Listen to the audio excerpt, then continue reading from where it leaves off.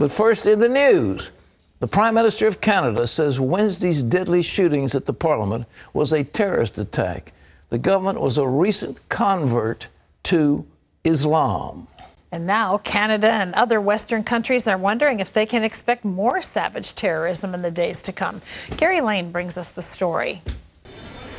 Canadian police are investigating to determine if 32-year-old Canadian Michael Zahaf Babeau acted alone or with others. Wednesday morning, Babeau shot and killed Corporal Nathan Cirillo as he stood guard at the tomb of the unknown soldier in Ottawa.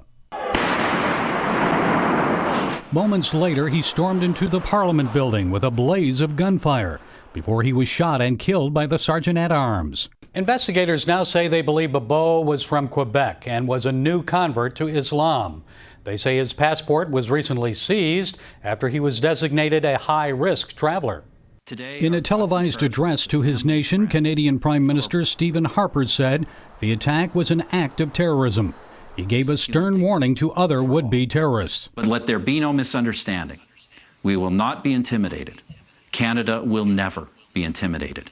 President Obama did not directly call the shooting an act of terrorism, but he assured the public the United States will continue to work with Canada to thwart acts of violence and terrorism. Our national security teams are coordinating very closely, given not only is Canada one of our closest allies in the world, but there are our neighbors and our friends.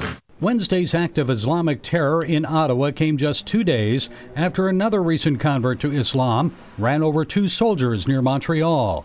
National security advisors and foreign policy experts on both sides of the border expect there will be more to come. I would not be surprised at all if there are more in Canada and across the West in general. Gary Lane, CBN News.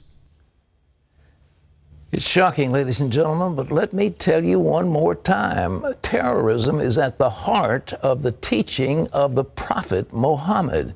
It is buried deep into the Quran, and it is there, and these people are not some offshoot. They are carrying out the message of their faith.